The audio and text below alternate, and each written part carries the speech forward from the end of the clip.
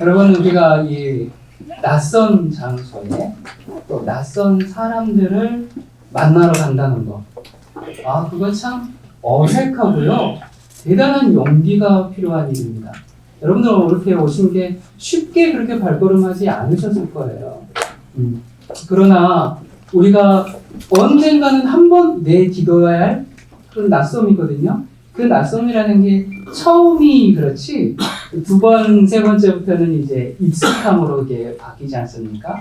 사실 오늘 우리가 찬양하고 또 여기서 지금 봉사하시는 분들이 여러분들보다 몇 년 그렇게 오신 분들이 아니고요. 한 달? 두 달? 세 달? 1년?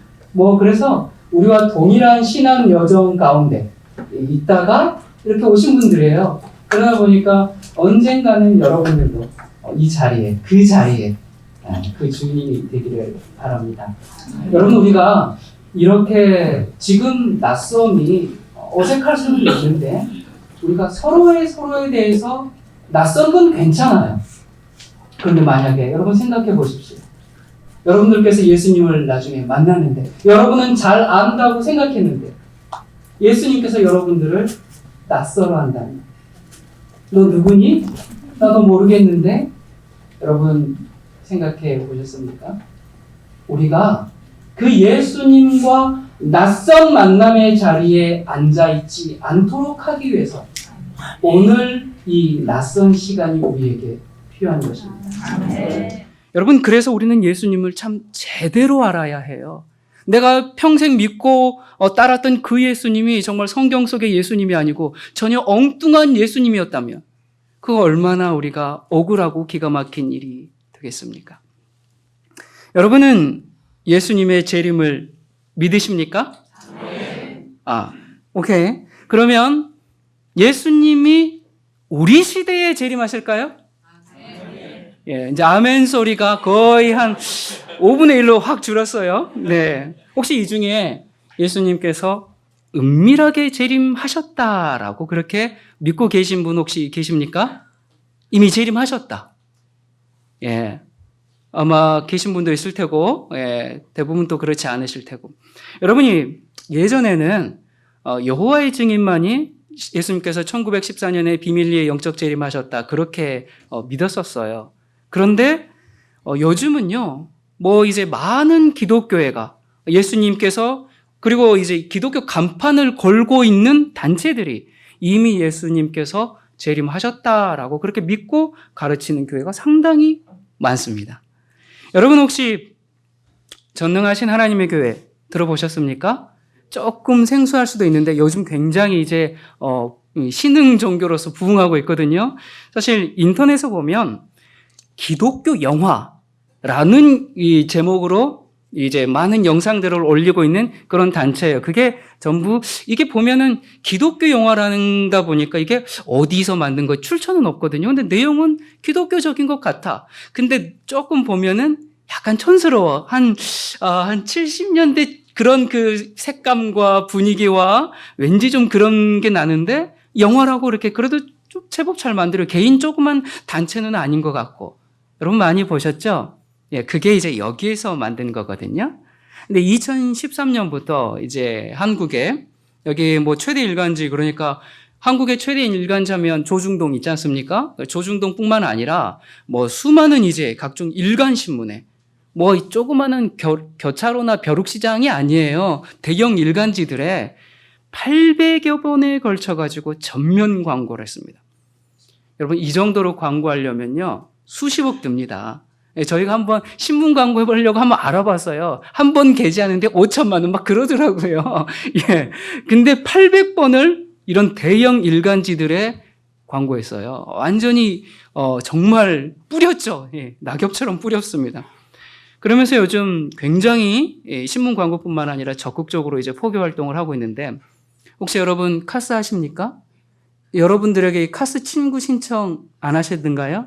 최근에 저희 아내한테는 4사람이, 이 전능신교에서 4사람이 이 카스 신청이 지금 들어왔어요. 최근 한 일주일 새에. 이제 이 사람들이 막 이렇게 열심히 지금 하고 있는 것 같아요. 근데 그걸 보면은 뭐 기독교적인 내용이 있는 것 같으니까 뭐 잘 몰라요. 그냥 기독교인인가 보다 이렇게 친구 신청 이제 받고 이렇게 되게 되는데 그들의 핵심 주장은 이거예요. 예수님은 이미 재림하셨고 그 재림하신 그 전능하신 하나님이 누구냐? 바로 이 중국의 이제 여자 교주다. 이제 이런 거거든요.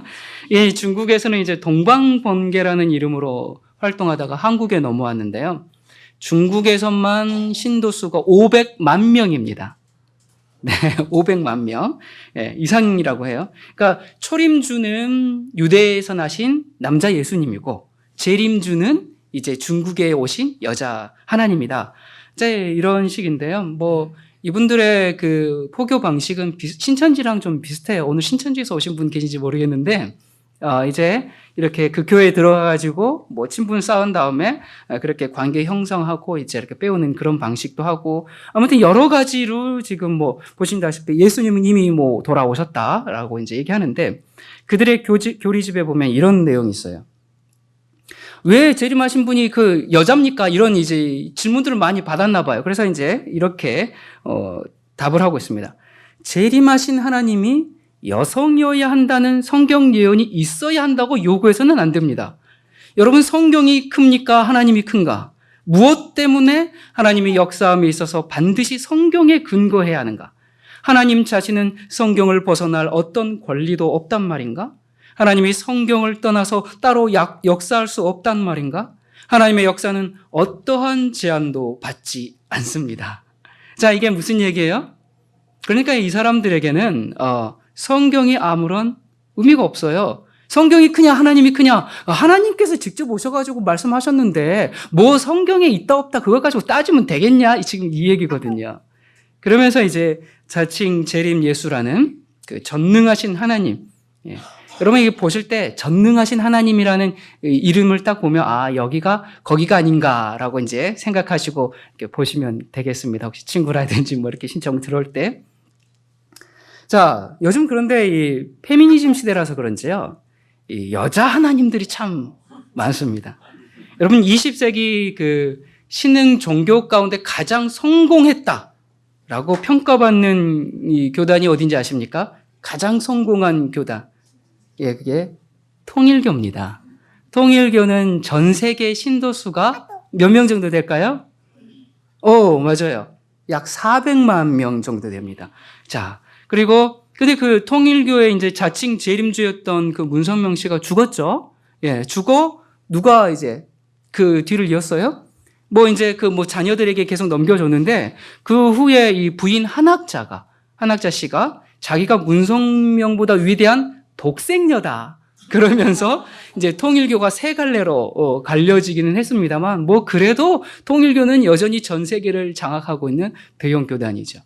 자, 그다음에 하나님의 교회 그렇게 불리는 안상홍 증인회 여러분 잘 아시죠? 거기는 몇만 정도 될 것 같습니까? 제가 이제 그 교세에 찾아보니까 한국에만 300만이더라고요. 그러니까 통일교는 전 세계가 400만이거든요. 하나님의 교회 안상홍 증인회는 한국에서만 300만의 교세를 갖고 있습니다. 아버지 하나님 안상홍 여기도 하나님인데 죽었어요. 돌아가셨다 그래야 되나? 네. 그런데 이제 어머니 하나님 장길자를 믿죠. 성경은 창조주 어머니 하나님에 대해서 말하고 있다. 그렇게 하면서 이제 이렇게 하고 있는데 여러분 요즘 뭐 신천지가 대단한 것처럼 보여도요. 신천지 겨우 20만입니다. 이 20만에 비해서 자, 이 교단들이 얼마나 교세가 큰지 아시겠죠? 신천지는 게임이 안 되죠. 근데 신천지도 아무튼 뭐 그 이만희 후계자로 김남희를 이제 세웠다가 이제 또 분리됐죠. 네, 아무튼 뭐 영적 배필이라 그래서 자, 그 다음에 JMS 정명석 씨 여러분 아십니까? 거기도 이제 자기가 재림 예수라고 그렇게 이제 얘기를 해요. 그런데 이제 10여 년 전에 그 신도 이제 성폭행으로 수감되면서 이제 그 자신의 성령 분체다 그래가지고 정조은 씨를 이제 그렇게 신격화해가지고 자기가 10년 동안 감옥에 있는 동안에 이제 대신하게 했어요. 근데 이제 얼마 전에 출소를 했어요. 출소를 했는데 희한하게 만기 출소했는데 교세가 기울지가 않고 오히려 늘고 있습니다. 근데 이제 여러분 출소는 했지만 이제 성범죄로 들어갔다 나왔기 때문에 전자발찌를 차고 있거든요. 여러분 전자발찌 찬 메시아 보셨습니까? 지금 여기는 전자발찌 찬 예수님이에요. 근데 여기가 그런데도 불구하고 전국의 교회가 200개 정도가 있고 신자가 약 5만 명, 자칭 그들은 한 10만 명 된다라고 얘기하는데 그 정도로 여대생들이 주로 이제 포교 대상이고요. 뭐 그 음란함에 대해서는 뭐 굳이 언급하지 않겠습니다. 자, 여기 보면 뭐 문선명도 하나님이고 안상홍도 하나님이고 그러면 누가 진짜 하나님이에요? 근데 또 흥미롭게도 하나님들이 다 죽었네요. 아니면 감옥에 가고. 이게 참 희한한 일이에요. 거기다가 부인들이 내가 이제 남편보다 더 높은 더 뛰어난 하나님이다 지금 그러고 있으니 어쩌면 좋을지 모르겠습니다. 여러분 그런데 여기 지금 보면 자칭 재림 예수라고 하는 사람들이 이제 쭉 지금 뭐 기록해 정리한 것만 지금 44명이에요. 자, 근데 참 여러분 이런 걸 믿고 따르는 사람들이 뭐 좀 모자라거나 좀 덜 떨어진 그런 사람들이 아니에요. 대학생들 참 많고요. 의사, 교수, 박사, 뭐 CEO, 연예인, 정치인.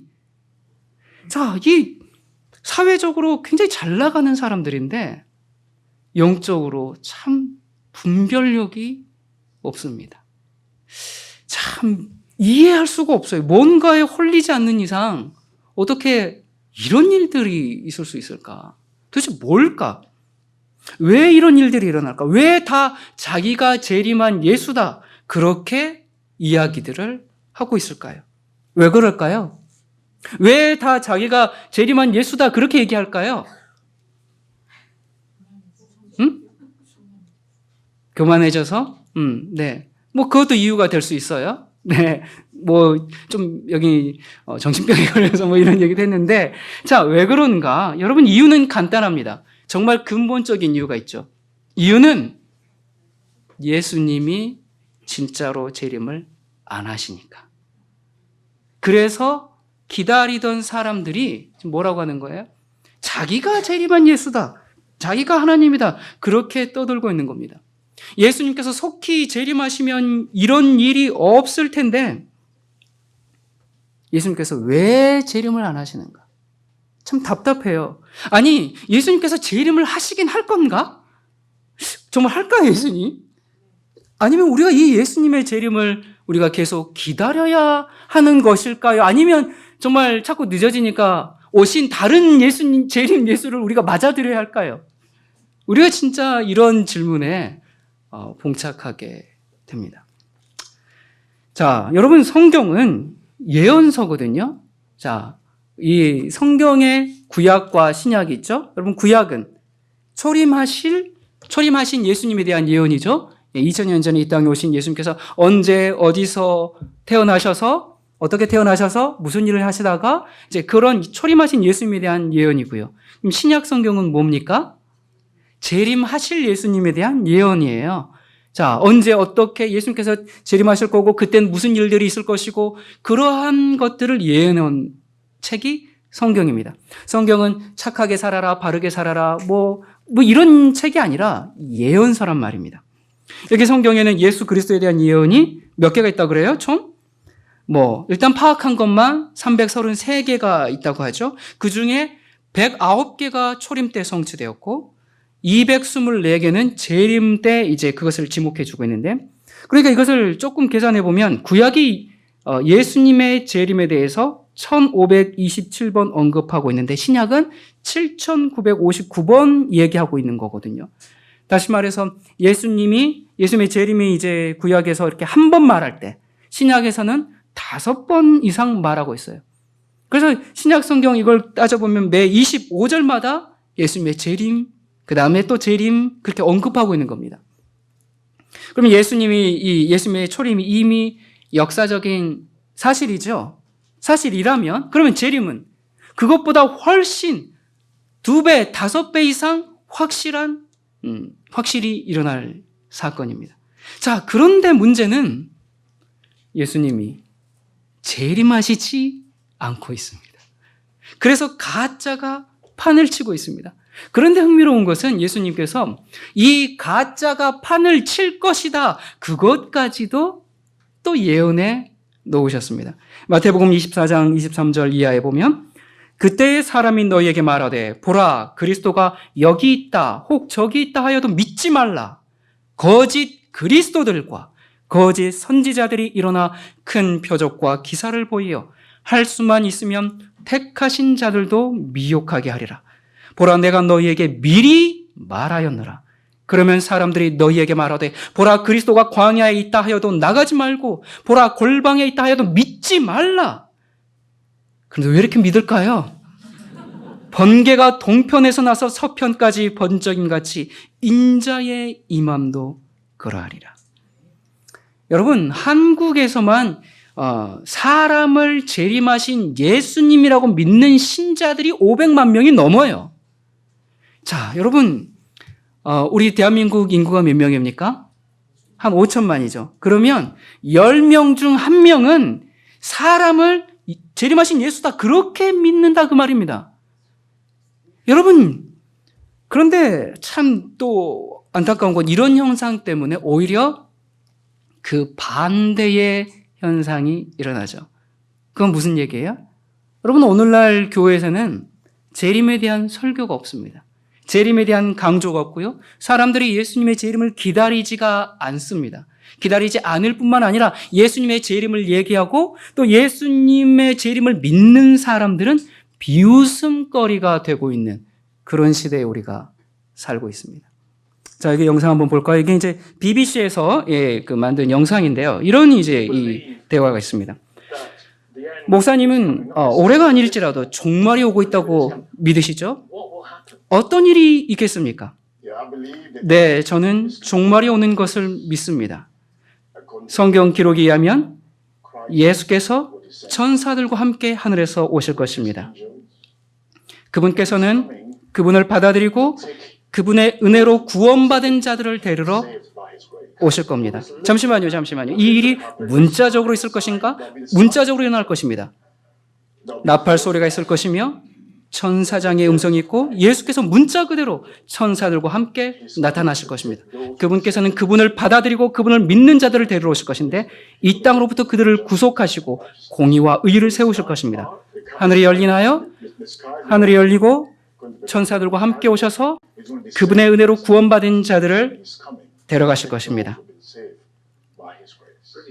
악한 정신을 가진 그리스도군요. 잠시만요. 사람들이 비웃고 떠들고 웃고 박수를 치고 있죠. 당신들 조금 있으면 웃지 못하실 거예요. 자, 들어보세요. 이게 모두 성경에 있다는 말씀이죠. 요한계시록, 데살로니가, 네, 요한계시록, 데살로니가 전후서, 요한복음 등이 있습니다. 천년기가 있죠. 자, 그때는 어떤 일이 벌어지죠? 네, 천년기는 예수께서 오시면서 시작됩니다. 그분께서는 그분의 은혜로 구원받은 자들을 데리고 가시는데 그분을 거절한 사람들은 왜냐하면 하나님께서는 우리 모두에게 값없이 주시는 구원을 제공하시는데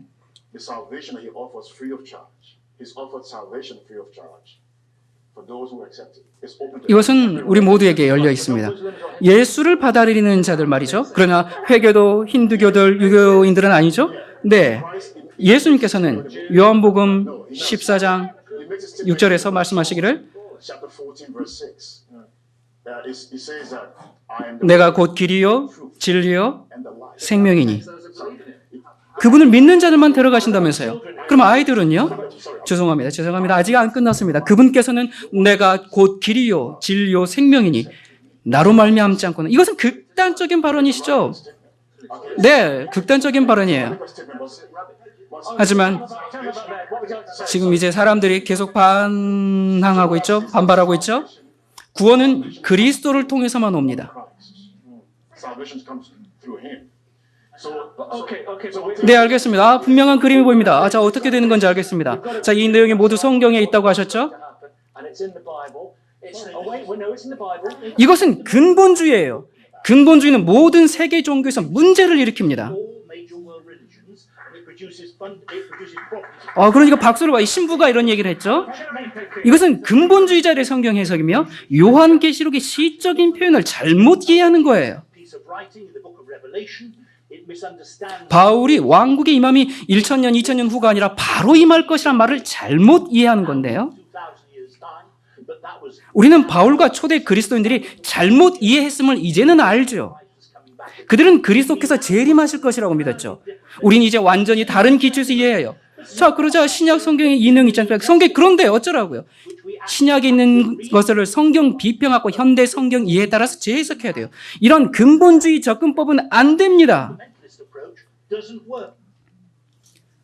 네. 자, 성경에 있지 않습니까? 그래서 어쩌라고요? 여러분, 제가 지난주에 여러분 설교 들으셨습니까? 성경에 있는데 그거 뭐 어쩌라고? 성서 비평하기 나은 오늘날의 결과입니다. 예수님의 재림을 믿고 오직 예수 그리스도를 통해서 구원을 얻을 수 있다, 이런 믿음을 가진 사람들을 근본주의라고 그렇게 이야기를 하고 있습니다.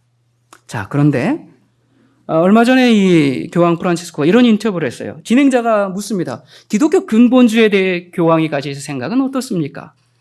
교황이 얘기하죠. 근본주의 단체들은 실제로 살인을 하지 않고 실제로 누군가를 치지는 않지만 근본주의를 믿고 가르치는 자체가 폭력입니다. 근본주의자들은 하나님의 이름으로 폭력을 행사하고 있습니다. 살인도 하지 않고 누구를 때리지도 않고 근본주의를 믿고 가르치는 그 자체가 그냥 폭력이다. 여러분 방금 전에 영상 보셨죠? 근본주의가 폭력적이던가요? 그들은 그렇다, 그렇게 말합니다. 폭력적일 뿐만 아니라 너무나 혐오스럽다고 말합니다.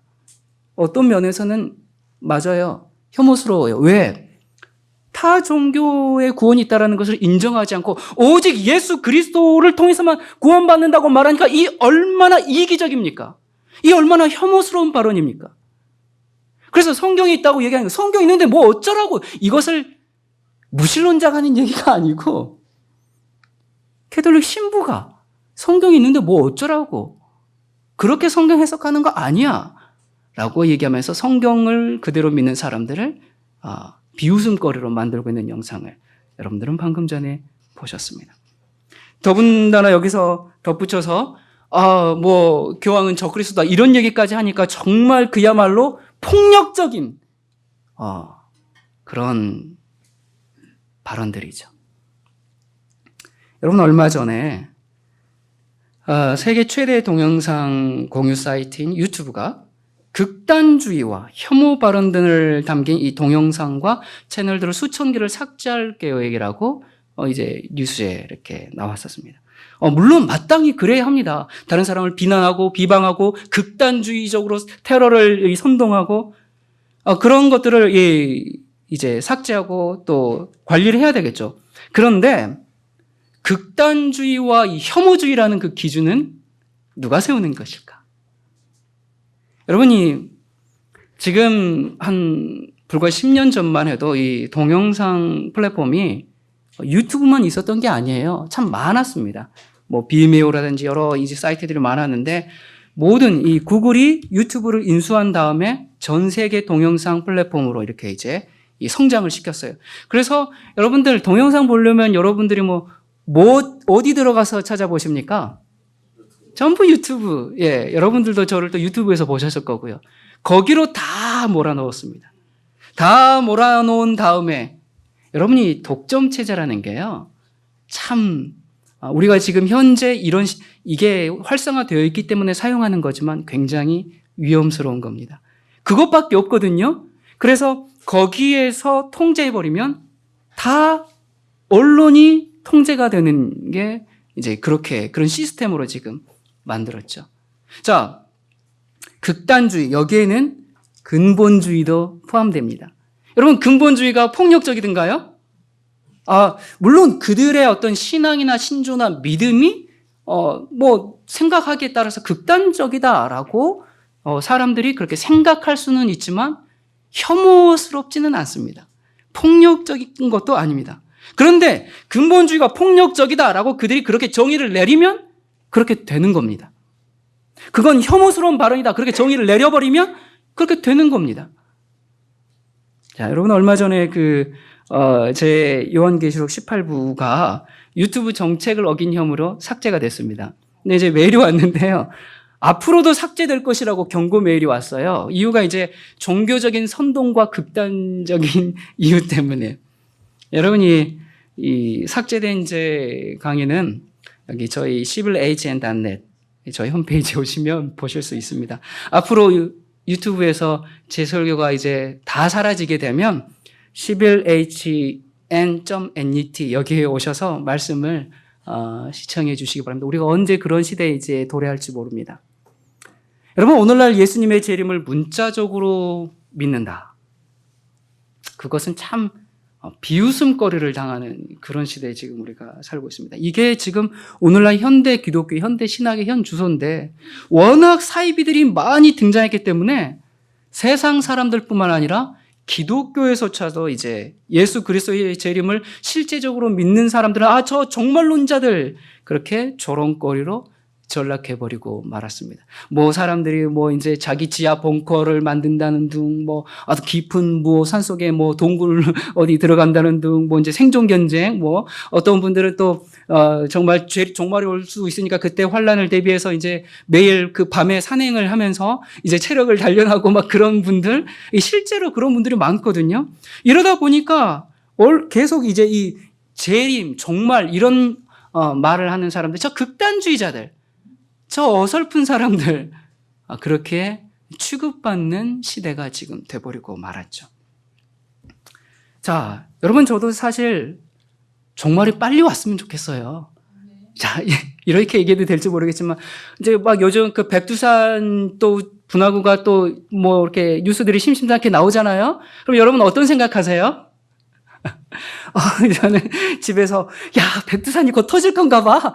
언제 터질까? 저도 정말 좀 빨리 종말이 좀 왔으면 좋겠어요. 그러나 이런 식은 아닙니다. 여러분, 우리가 예수님의 재림을 기다리고 종말을 기다린다는 게 이런 거 아니에요. 그런데 왜 이런 현상이 발생했을까? 여러분, 이 종말론은 정말 이 성경에 예수 그리스도의 재림으로 성경을 완성하는 기독교 신학의 완전한 본질입니다. 이것은 다른 불교, 유교, 여러 그 도덕적인 종교들과는 절대적으로 차별성을 가져오는 게 바로 이 종말론입니다. 예수 그리스도의 재림입니다. 그렇기 때문에 이 기독교 신학의 전체입니다. 그런데 왜 오늘날 이 종말론이 조롱거리가 되었을까? 이 질문에 답하기 전에 성경 말씀 몇 구절 좀 찾아보도록 하십시다. 사도행전 1장 8절에 보면 오직 성령이 너희에게 임하시면 너희가 큰 권능을 받고 예루살렘과 온 유대와 사마리아 땅 끝까지 이르러 내 증인이 되리라 하시니라. 여러분, 이 말씀을 예수님께서 언제 하셨는지 아십니까? 여러분, 이 어떤 질문에 이렇게 답변하셨는지 아십니까? 이게 지금 굉장히 유명한 말씀이잖아요. 여러분, 이런 말씀 모르는 분 거의 없죠. 근데 어떤 상황에서 하신 말씀인가? 그걸 잘 몰라요. 볼까요? 그 앞구절? 저희가 모였을 때 예수께 묻자와 가로되 주께서 이스라엘 나라를 회복하심이 이때니까 하니 가라사대 때와 기한은 아버지께서 자기의 권한에 두셨으니 너희의 알 바 아니요. 이 말씀 다음에 하신 말씀입니다. 그러니까 예수님께서 십자가에서 죽으시고 이제 부활하셔서 40일 동안 제자들과 함께 계시다가 이제 뭐 하시기 전에? 승천하시기 직전이에요. 하늘로 올라가시기 직전에 제자들과 나눈 대화입니다. 주님, 저희를 두고 이대로 가시는 건가요? 그럼 언제 다시 오나요? 우리는 언제 이 로마에서 해방되어서 정말 주님이 다스리는 그 왕국을 볼 수 있는 겁니까? 그렇게 물으니까, 그 질문을 하니까 예수님께서 이 땅을 떠나시기 전에 하신 말씀이 뭐라고요? 이 질문을 받고 내가 다시 오기 전에 이루어져야 할 일이 있다 하시면서 하신 말씀인데 그게 8절이에요. 그게 뭐였어요? 너희가 성령을 받고 온 세상에 무엇이 되어야 한다? 내 증인이 되어야 한다. 예수의 증인이 되어야 한다. 이것이 예수님께서 이 땅에 계실 때 마지막으로 하신 말씀입니다. 다른 얘기 아니에요. 내 증인이 되어야 한다. 이 말씀하시고 그 다음 어떤 일이 벌어졌는가? 9절. 이 말씀을 마치시고 저희 보는 데서 올리워 가시니 구름이 저를 가리워 보이지 않게 하더라. 여러분, 예수님이 이 땅에 계시면서 하신 마지막 말씀, 그게 뭐라고요? 내 증인이 되어라. 예수의 증인이 되어라. 여러분, 증인은 그 사람을 대표하는 사람이죠. 여러분, 기독교인으로서 사도행전 1장 8절 모르는 사람 누가 있어요? 거의 다 알 겁니다. 그런데 많은 교회가 이 사도행전 1장 8절 말씀에서 뭐에 초점을 맞추냐면, 그 앞에 보면은 이 말씀에서 너희가 성령이 임하시면 너희가 권능을 받고, 그래서 성령과 권능에 초점 맞춰요. 그래서 성령 받으면 권능을 행하고 귀신을 쫓아내고, 그런데 관심이 많습니다. 아니면 그 뒷부분에 무슨 얘기가 나왔어요? 땅 끝까지, 여기에 또 초점을 맞춰요. 그래서 전도는 주님의 지상 명령입니다. 우린 전도해야 됩니다. 일어나도 전도, 누워서도 전도, 자다가도 전도, 뭐 하든지 전도하면서 전도에 목을 매죠. 그런데 이 말씀에서 정말 가장 중요한 것은요, 권능도 아니고 전도도 아닙니다. 이 말씀의 결론이 뭔가? 오직 성령이 너에게 임하시면 너희가 권능을 받고 예루살렘과 온 유대와 사마리아 땅 끝까지 이르러 내 증인이 되리라.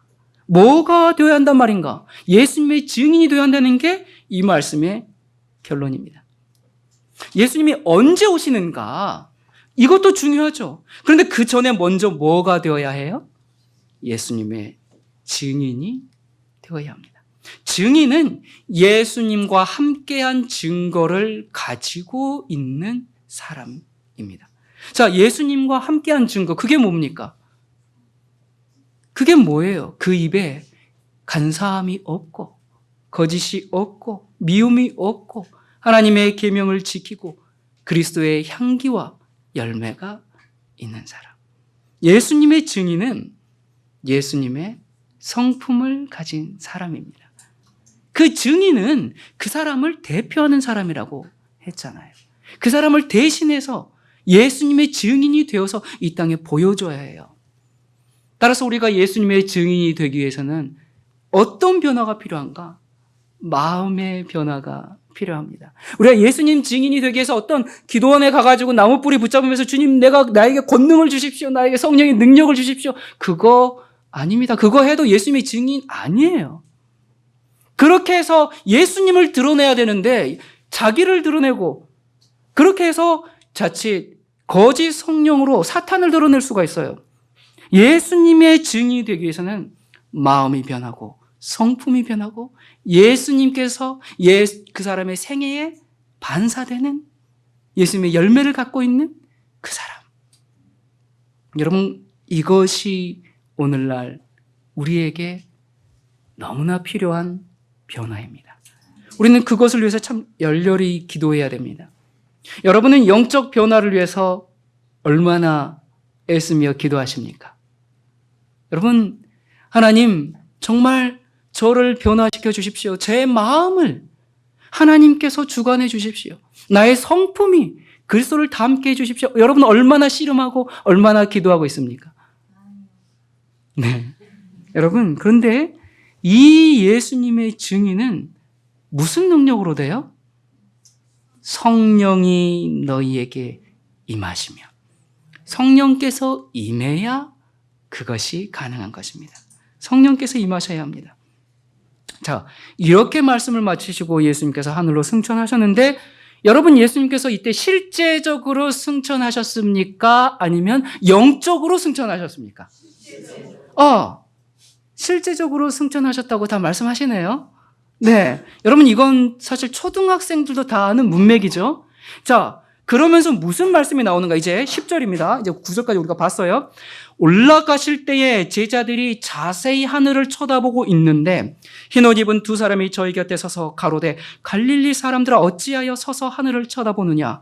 너희 가운데서 하늘로 올리우신 이 예수는 하늘로 가심을 본 무엇대로? 그대로 시리라. 자, 여러분 이 말씀을 영적으로 풀어야 할 어떤 이유가 있습니까?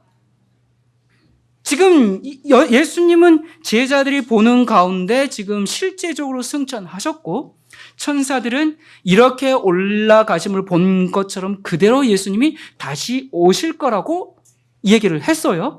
그리고 예수님 자신도 마태복음 24장에 번개가 동편에서 나서 서편까지 번쩍임 같이 인자 임함도 그럴 것이다 라고 얘기했습니다. 모든 사람들이 다 볼 수 있게 가시적으로 재림하실 거라 그랬어요. 그런데도 불구하고 이 땅에 임하신 예수님을 재림하신 예수님이라고 믿는 사람이 한국에서만 500만 명이 넘습니다. 여러분, 따라서 오늘날 예수님께서 은밀하게 재림했다라고 말하거나 또 은밀하게 재림하실 것이다라고 그렇게 말하거나 어떤 인간을 보혜사요, 어떤 재림하신 예수라고 말하는 모든 그런 기독교 간판을 달고 있는 사람들은 성경에 근거한 것이 아닙니다.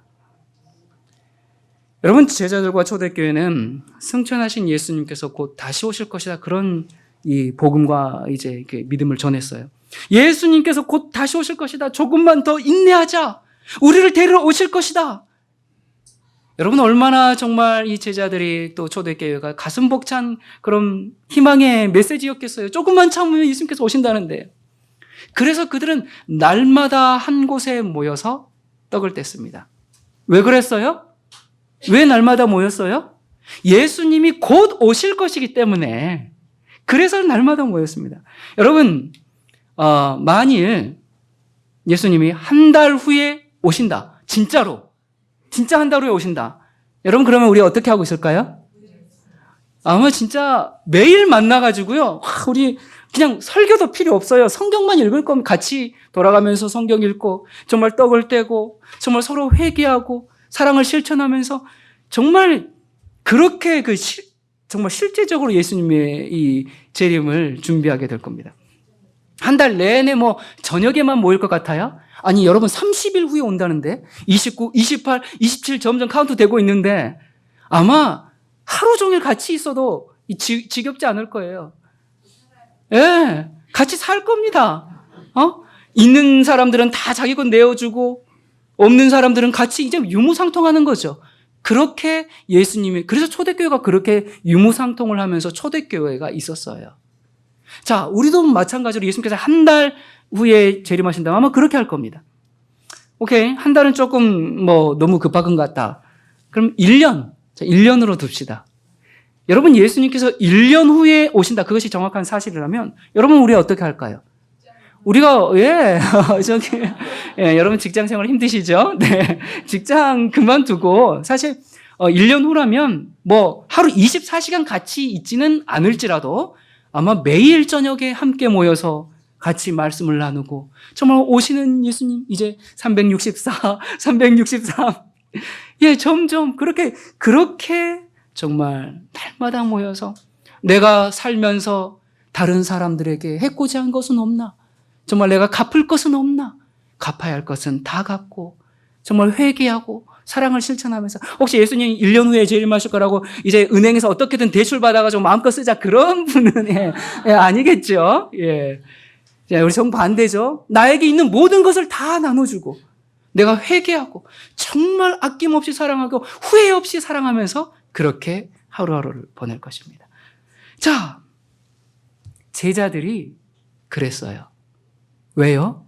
제자들은 왜 그랬어요? 예수님이 곧 오신다고 했기 때문에 매일 모여서 떡을 떼고 매일 모여서 예수님의 재림을 고대했는데 문제는 예수님이 오시지 않은 것입니다. 사도들이 이제 하나씩 세상을 떠나고 초대교회 1세대들이 이제 그 노년이 되어서 다 잠들 때까지 주님이 오지 않으시는 거예요. 마지막까지 살아남은 제자가 누구였어요? 사도 요한. 요한이 쓴 성경의 마지막 책이 뭡니까? 계시록 제일 끝에 또 마지막 내용이 뭐예요? 내가 어떻게 오리라 하니 아멘 주 예수여 오시옵소서, 이걸로 성경이 끝납니다. 그런데 요한도 죽고, 요한의 제자 폴리캅도 죽고, 폴리캅의 제자 이레니우스도 죽고, 그렇게 계속 그 이후에 그리스도인들이 등장하는데 예수님이 100년이 지나도 200년이 지나도 300년이 지나도 오시지 않는 겁니다. 이제 어떻게 해야 될까? 계속 기다려야 될까요? 아니면 이젠 어떻게 해야 될까? 왜 안 오실까? 사람들은 이제 마음에 궁금합니다. 하나님의 약속은 뭘까? 예수님이 다시 오신다는 게 그게 무슨 뜻일까? 하나님의 나라가 도래한다는 게 도대체 무슨 말씀일까? 예수님과 제자들이 거짓말할 리는 없는데 약속은 실현되지 않으니까 이제는 그 약속들을 어떻게 이해해야 할까? 어떻게 해석해야 하는가에 대한 문제가 생기기 시작했죠.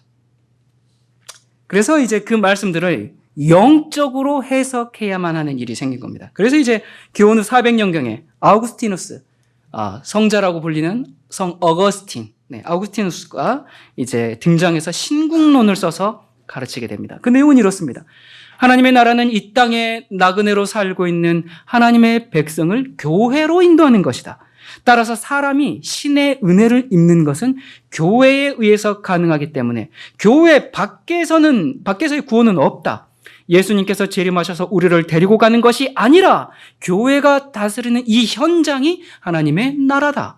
그러므로 신자는 매일매일의 삶 속에서 천국을 만들어야 한다라고 해석하기 시작했습니다. 이것을 이제 현재적 종말론이라고 말하는데, 그러니까 종말을 현재화시켜가지고, 종말이라는 것은 먼 미래에 예수 그리스도께서 재림하심으로 그렇게 끝나는 것이 아니라 지금 내가 살고 있는 이 현장이 하나님의 나라고 미래 시점에 완성되는 것이 아니라 예수 그리스도께서 이미 오셨기 때문에, 내 안에 오셨기 때문에 예수 그리스도와 함께 실제로 삶을 영위하는 그것이 이제 종말이다. 그것이 하나님의 나라가 완성된 것이다 라는 신학이 발전되기 시작했습니다. 따라서 이제 이 땅에 하나님의 나라가 이 땅에 임했잖아요. 임했으니까 이 땅에서 하나님의 나라를 구현하면서 살고 하나님의 나라를 세우기 위해서 윤리적인 삶을 살아야 한다라고 이제 성경을 해석했어요. 이것도 어느 정도는 맞는 얘기입니다. 여러분, 여기 뭐 틀린 얘기 있습니까? 하나님의 나라를 먼 미래에 두지 말고 이 땅이 정말 하나님의 나라기 때문에 우리가 하나님께서 이제 지배하시면, 우리 마음을 지배하시면 우리는 하나님의 백성으로 살아라. 그거 맞는 얘기인 것 같은데 동전의 양면과 같은 것이거든요. 문제는 뭐가 문제냐? 이 도래한 은혜의 왕국, 하나님의 나라만 강조한 채 실제적인 미래적 종말론을 아예 포기해버리고 그것을 비웃음거리로 만들어버렸다는 사실입니다. 그러다 보니까 이제 언젠가는 예수님께서 다시 오셔서 이제 재림하셔서 그러면 하나님의 나라가 정말 완성될 것이다. 이런 미래적 개념의 종말론은 로만 캐톨릭 신학에서 취급조차 되지 않고 버려지게 됩니다. 그러면서 이제 이 신학 사상의 근거에서 로만 카톨릭이 하나님의 나라를 이 땅에 세워야 하잖아요. 그래서 어떻게 했는가? 그래서 여러분 성당들 보세요. 건물 세울 때 어떻게 세웁니까? 뾰족뾰족 높은 첨탑을 세웠어요. 그걸 또 개신교회가 따라해서 큰 교회들 막 뾰족뾰족 이렇게 하고 있거든요. 그거 왜 첨탑 뾰족뾰족하게 막 이렇게 세우는 줄 아십니까? 하늘만큼 닿는 그 권세가 교회에 있다. 그 하나님의 나라가, 그 권세가 이제 땅에 세워졌으니까, 아까 어거스틴이 이제 교회 밖에는 구원 없다. 오직 교회만 구원을 줄 수 있다. 교회가 이제 구원을 주기 시작한 시대가 이제 오는 거거든요.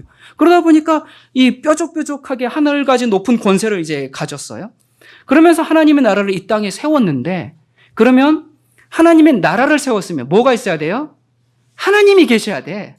이 땅에 하나님이 계셔야 되는데, 그래서 이 세상에 하나님의 대리자를 세웠죠. 하나님의 대리자, 비카리우스 필리데이.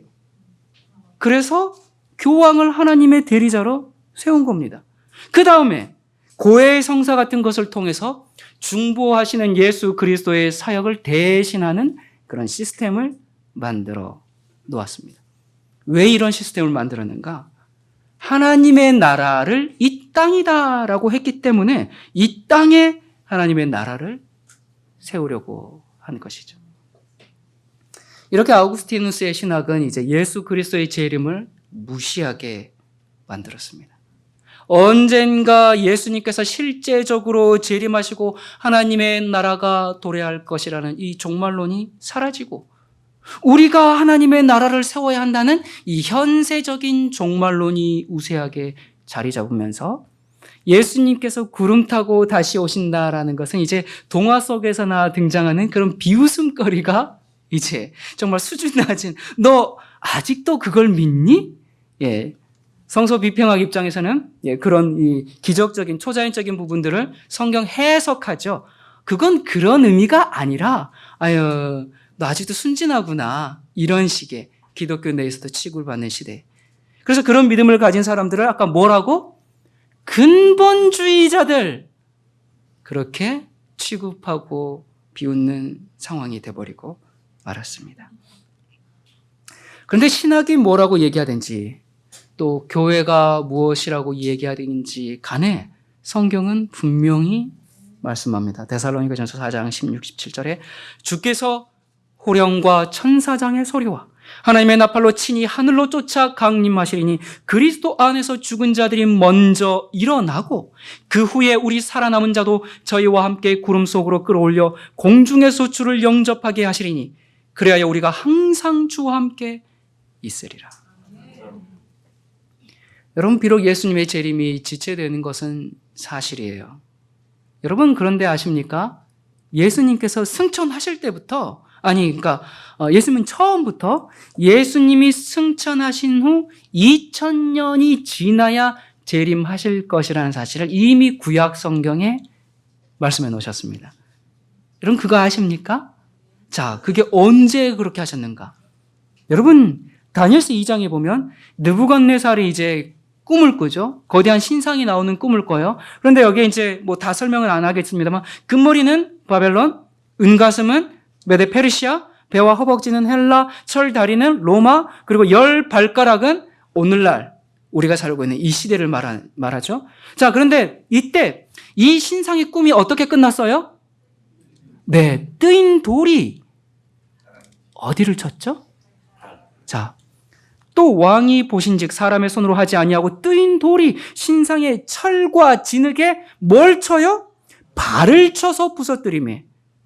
자, 뜨인 돌은 예수님의 재림입니다. 근데 이 예수님의 재림이 금머리 바벨론을 치지 않았습니다. 은가슴 메데 페르시아를 치지 않았어요. 페르시아 시대가 아닙니다. 다리를 치지 않았습니다. 로마 시대가 아닙니다.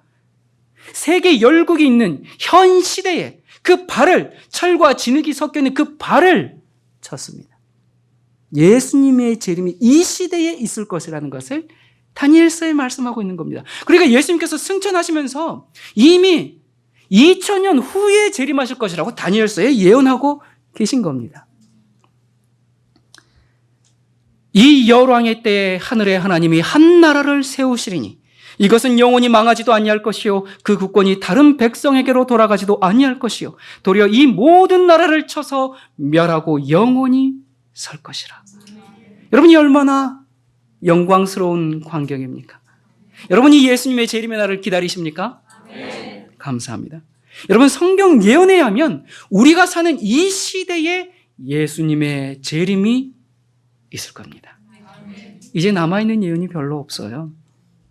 디도서 2장 13절에 복스러운 소망과 우리의 크신 하나님 구주 예수 그리스도의 영광이 나타나심을 기다리게 하셨으니 예수님의 재림은 정말 복스러운 소망입니까?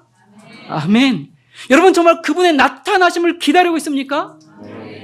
목소리가 아멘 소리가 작아요. 네. 여러분 우리가 어떠한 답답한 처지에 있든지 간에 우리가 정말 주님의 재림만 생각하면요 우리는 살 소망을 느끼게 됩니다. 그래서 사도 바울이 사형을 당하기 전에 이렇게 얘기했어요. 관죄와 같이 벌써 내가 부음이 되고 나의 떠날 기약이 가까웠도다. 이 관제와 같이 됐단 말은 제단 위에 놓여진 재물의 신세와 같이 되었다 그 말이거든요. 내가 선한 싸움을 싸우고 나의 달려갈 길을 마치고 믿음을 지켰으니 이제 후로는 나를 위하여 의의 면류관이 예비되었으므로 주 곧 의로우신 재판장이 그날에 내게 주실 것이니 내게만 아니라 주의 나타나심을 사모하는 모든 자에게니라. 사형을 기다리면서 재림을 소망했습니다.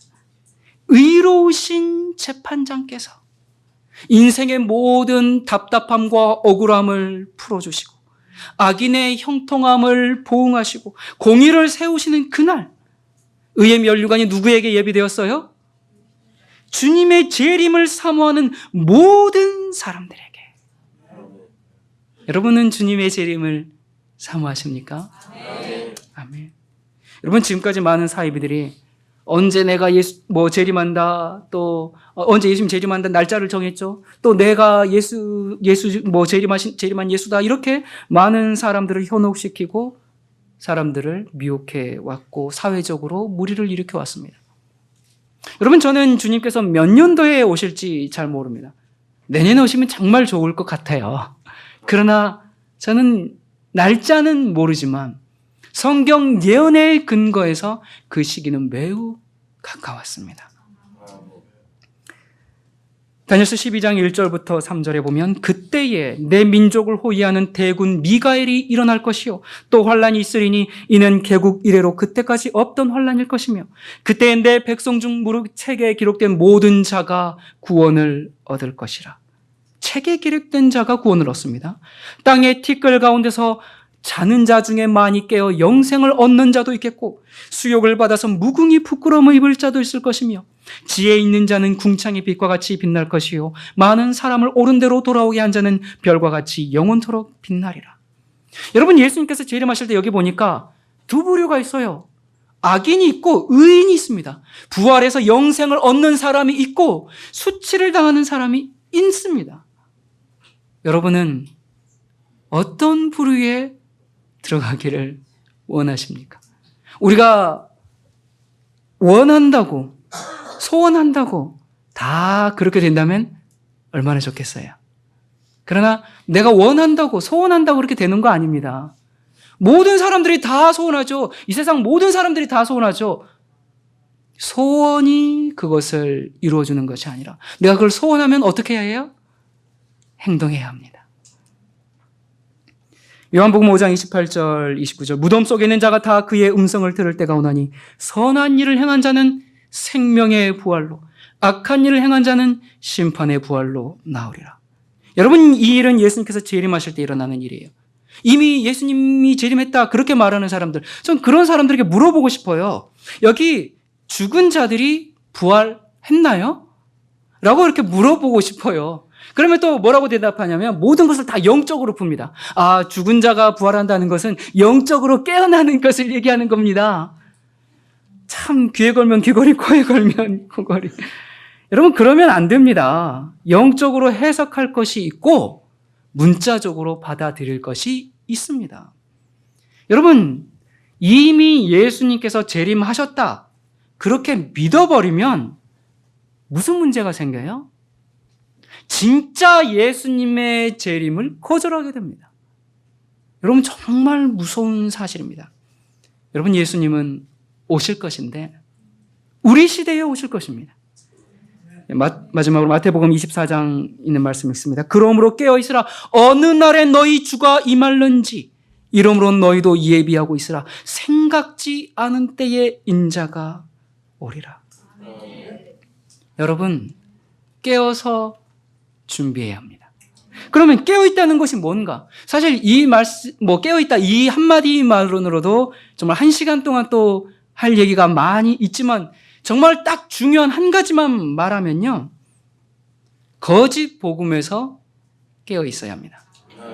여러분, 참 오늘날은 미혹의 시대예요. 다들 예수님을 높이고 찬양하는 것 같아요. 아, 예수께서 내 안에 오셨으니까 이제 내 안에 오신 그 예수님이 정말 완전히 나를 자유하게 하셨기 때문에 나는 자유와 안식과 평안을 누리고 있기 때문에 이제는 우리가 율법을 지켜야 할 의무에서 다 해방되는 것입니다.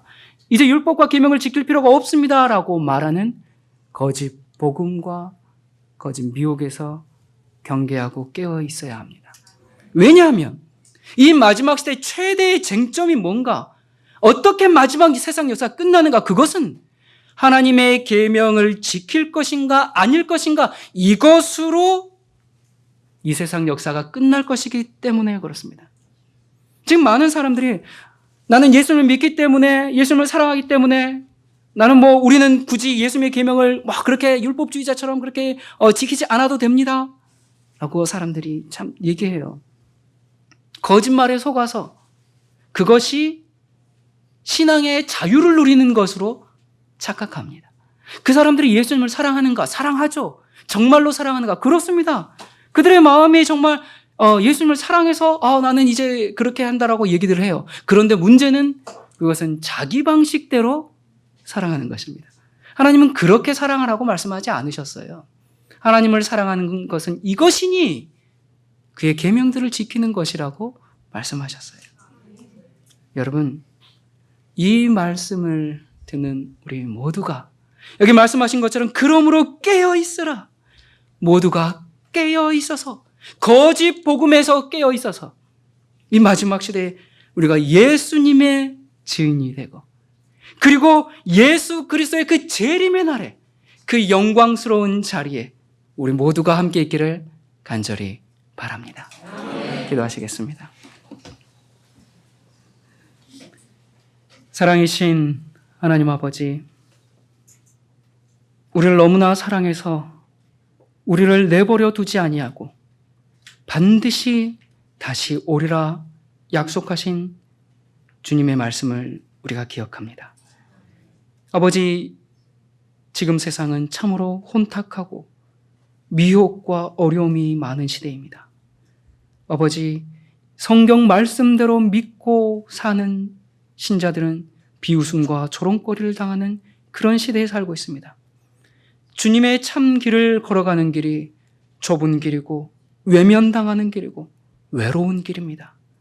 그러나 우리가 주님께서 말씀하셨으니 우리의 신앙의 푯대를 높이 세우고 주의 길을 따라갈 수 있도록 인도하여 주시옵소서. 예수님께서 재림하시기 전에 예수님의 증인을 찾으신다 하셨습니다.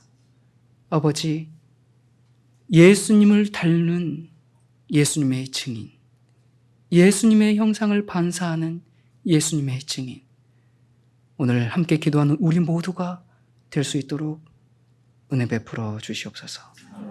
예수님의 이름으로 간절히 기도드립니다. 아멘.